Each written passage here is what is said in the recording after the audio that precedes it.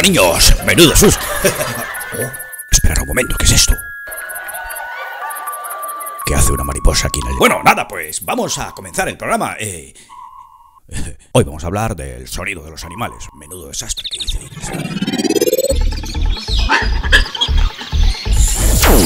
¡Los animales!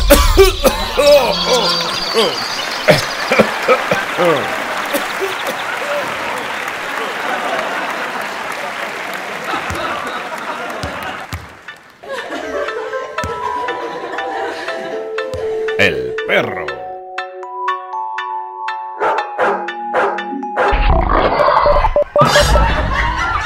El oso.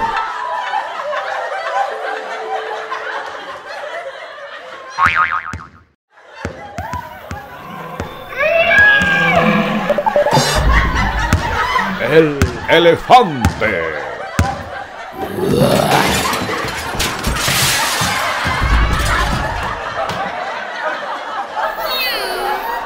El gato.